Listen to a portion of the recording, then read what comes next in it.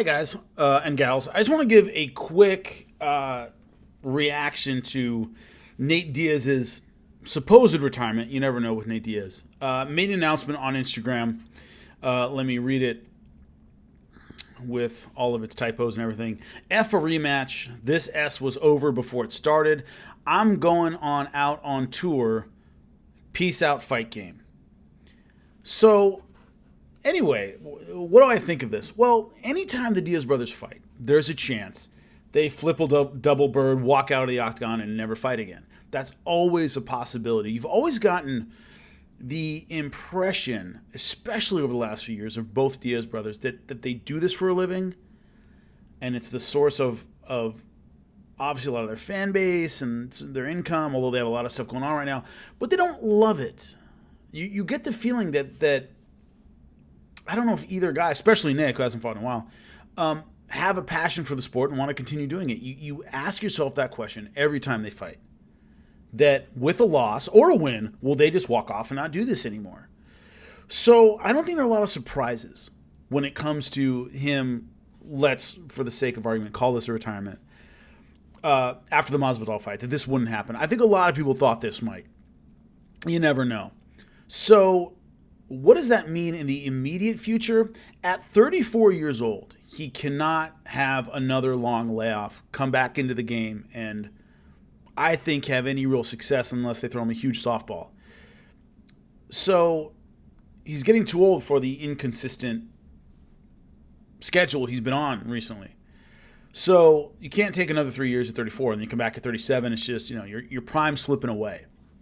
So what does that mean? Provided this is long-term, who knows? But provided this really is the end for Nate Diaz, what does it mean for him and his career and his legacy and all these things?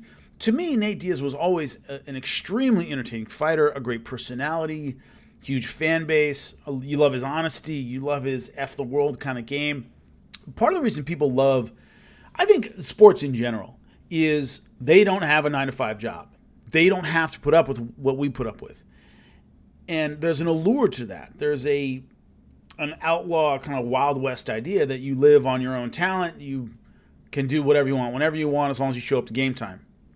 And that ability to thumb your nose at the rest of society like us who have to get up and do stuff at a certain time every day, there's a certain allure to that. The fight game takes that to the next level. An NFL player can't get away with flipping off referees and flipping off the crowd. You get fined, you get suspended, and all that stuff. That's par for the course in MMA. Also in boxing. I mean, Mike Tyson said things that no working adult in the NFL, the NBA, or MLB could say. You can't say these things, you can't do these things. It's almost like you're encouraged in a certain sense to push the envelope all the time. The Diaz brothers in MMA are almost a living embodiment of that. That rebellious idea, that envelope pushing idea. And also, one of the reasons the Diaz brothers, I think, really appealed to a lot of people is every time I've seen a fight on the street in real life between people who weren't professionals, somebody was acting like a Diaz brother. They were openly belligerent. They were openly hostile. They don't touch gloves. They flip their opponents off in the middle of the fight. Things like that. We understand that kind of fighting. That's the kind of fighting, if you're a non-professional, most of us grew up watching. As soon as I ever saw somebody acting like a Diaz brother in Long Beach, I'm like, there's about to be a fight here. Something's about to go down. This dude is just mean mugging and acting belligerent, taking up space, and flexing. Fight's about to happen. So the Diaz brothers, in a sense, not only did hardcore fans like them, casual fans understood the mentality. They didn't act like professionals. They acted like guys who were mad on the street and wanted to fight somebody. People understand that.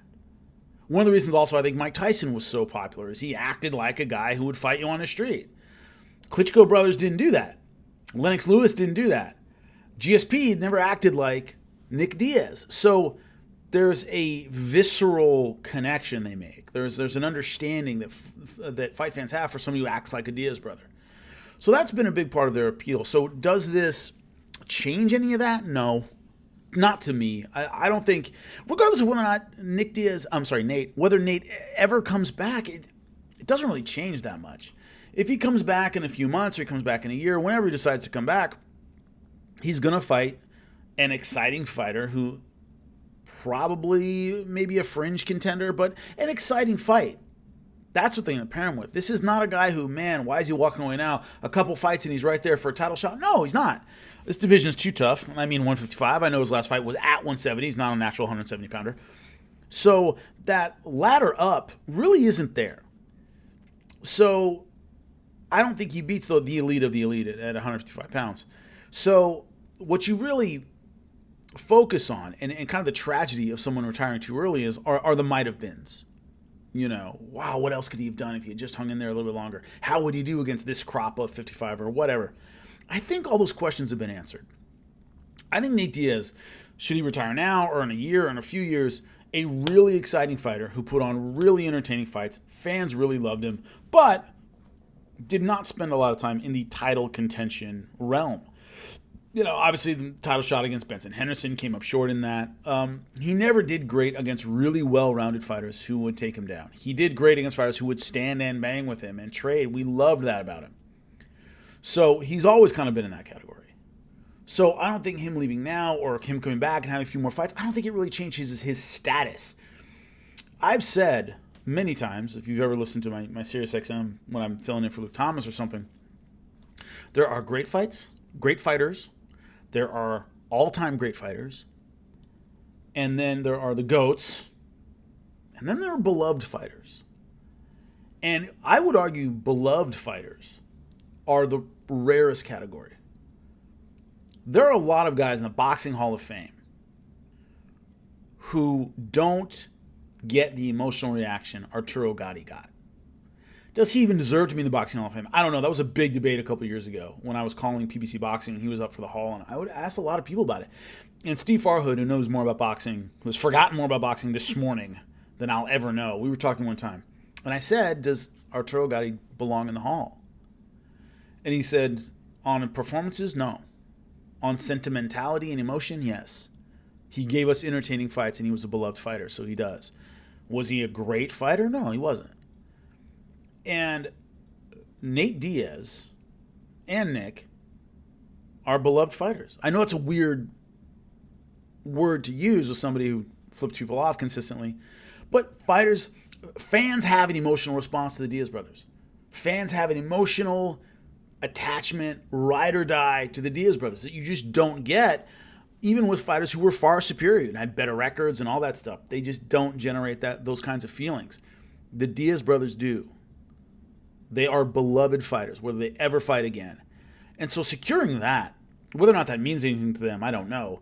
But securing that is important, and that's done. I don't think anything either Diaz brother would do this moving forward from this point would change that. They captured something that is very hard to capture, which is extreme fan loyalty. Extreme fan loyalty.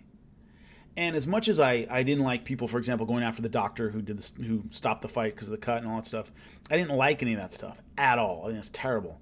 But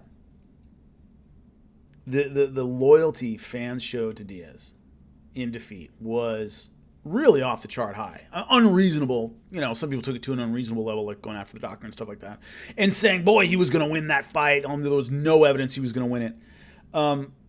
That fan loyalty, you can't bottle that. You can't buy it.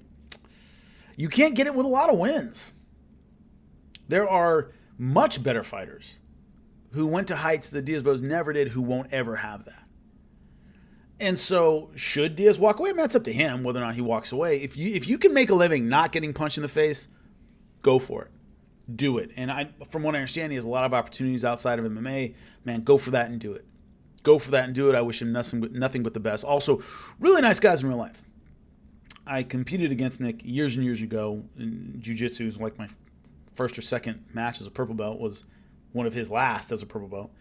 And then Nate, ran into him when I was working the UFC, and really nice guys. That whole mean mugging and flipping everybody off, and yeah, they do that in a fight sense, but not in real life. Pretty nice guys. So I wish them nothing but the best, and I hope Nate, whatever decision he decides to make, he's at peace with it.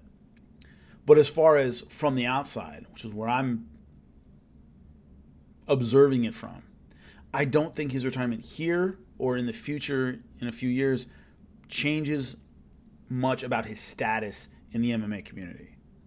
His overall legacy to me is secure, and he's a beloved fighter who really brought something emotional out of a lot of fans that we could really connect with, and that's rare. So we'll see if it sticks, but happy trails to him, and we'll see if either one ever fights again. If they don't, hope you have a great life.